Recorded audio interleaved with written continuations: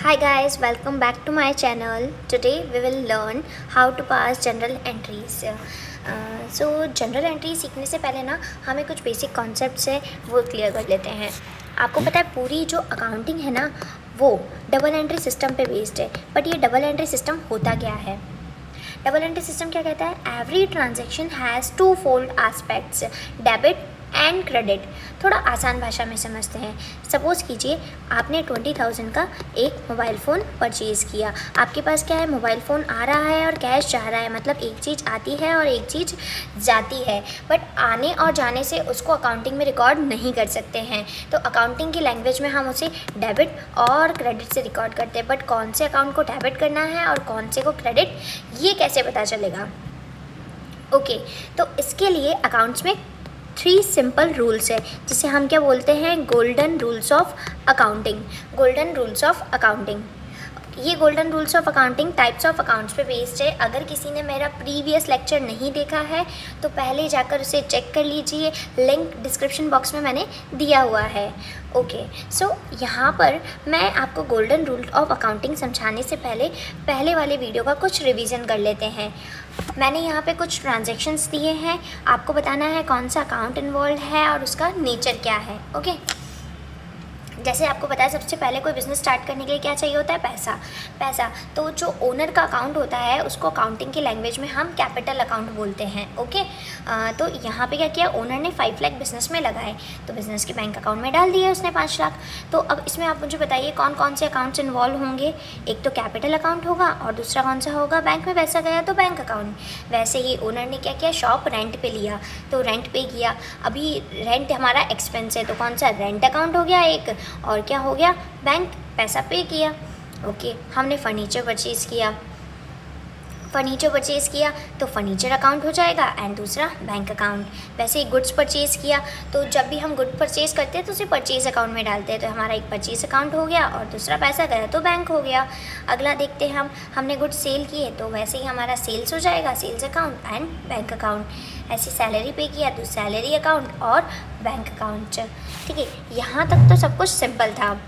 But अब हम क्या समझते हैं, इसका नेचर क्या होगा? आपको प्रीवियस वीडियो में जो आपने सीखा है वो आपको चेक करना है आपको आया या नहीं। सबसे पहले capital account. Okay, so capital account किसको रिप्रेजेंट कर रहा है? ओनर को। ओनर का अकाउंट है ये, तो ये क्या हो जाएगा? किसी भी पर्सन का अकाउंट है, इट मीन्स वो पर्सनल अकाउंट है। ओके, बैंक अकाउंट क्या है? बैंक क्या है? आर्टिफिशियल पर्सन है और ये किसी पर्सन को अकाउंट है तो ये क्या हो जाएगा? Personal account. Okay, and then rent account क्या है? हमारा एक्सपेंस है। हमने पढ़ा था सारे expenses and income nominal account होते हैं, ऐसे ही बैंक पर्सनल है। देन फर्नीचर हमने पढ़ा था, इम्पर्सनल अकाउंट के 2 टाइप्स होते हैं, रियल अकाउंट और नॉमिनल अकाउंट। रियल अकाउंट के फर्दर 2 होते हैं, टेंजिबल, इंटेंजिबल। तो फर्नीचर क्या है? टेंजिबल एसेट है, तो ये रियल अकाउंट हो गया। ओके, देन परचेजेस क्या है? एक्सपेंस है। एक्सपेंसेस क्या है? नॉमिनल अकाउंट है। ओके, देन सेल्स क्या है? हमारा इनकम है। इनकम कौन सा अकाउंट होता है? नॉमिनल अकाउंट होता है। सैलरी क्या है? एक्सपेंस है। कौन सा अकाउंट होगा? नॉमिनल अकाउंट होगा। ओके, सो यहाँ तक तो क्या ना सब कुछ बहुत ईजी था। ओके, यहाँ तक तो सब कुछ बहुत ईजी था। अभी हम देखते हैं कि डेबिट और क्रेडिट, कौन सा अकाउंट डेबिट होगा और कौन सा क्रेडिट होगा। इसको सीखने के लिए हम क्या करेंगे? Golden account rules of accounting को रेफ़र करते हैं। ये रूल क्या कहता है कि अगर पर्सनल अकाउंट है तो debit the receiver, credit the giver, मतलब पाने वाले को डीआर और जाने वाले को सीआर। रियल अकाउंट है तो उसका रूल क्या है? Debit what comes in, credit what goes out. जो आ रहा है उससे डेबिट कर दो, जो जा रहा है उसे क्रेडिट कर दो। नॉमिनल अकाउंट क्या बोलता है? सारे एक्सपेंसेस और लॉसेस को डेबिट कर दो, सारी इनकम और गेंस को क्या कर दो? क्रेडिट कर दो। तो आइए अब अपन इसको समझते हैं। ओके, तो यहाँ पे कैपिटल अकाउंट और बैंक अकाउंट दोनों ही कैसा नेचर है? पर्सनल नेचर का अकाउंट है। अगर दोनों पर्सनल नेचर के अकाउंट होते हैं तो रूल लगेगा debit the receiver, credit the giver. तो यहाँ पे रिसीवर कौन है? बैंक। पैसा बैंक के पास जा रहा है तो बैंक को क्या करेंगे? डेबिट। तो बट ऑब्वियस है क्रेडिट किसको करेंगे? कैपिटल को। किसके पास से पैसा जा रहा है? ओनर के पास से जा रहा है। ओके, अब है नेक्स्ट हमारा रेंट, जो क्या है? Nominal account. और नॉमिनल अकाउंट का रूल क्या कहता है? नॉमिनल अकाउंट का रूल कहता है debit all the expenses and losses and credit all the incomes and gains. Rent expense है तो उसको क्या कर देंगे, डेबिट, एंड बैंक क्या हो जाएगा, क्रेडिट। अब वैसे ही फर्नीचर, रियल अकाउंट का rule, debit what comes in, furniture आ रहा है तो उसको क्या करेंगे, डेबिट। देन बैंक से पैसा जा रहा है, क्रेडिट। परचेज अकाउंट, परचेज कैसा है, नॉमिनल, एक्सपेंस है, डेबिट, बैंक अकाउंट, क्रेडिट। ऐसे ही सेल्स किया हमने तो सेल्स क्या है, हमारी इनकम है, इनकम को क्या करते हैं, क्रेडिट। और बैंक अकाउंट, पैसा कहाँ आ रहा है, बैंक में, तो पाने वाले को डीआर, तो डेबिट।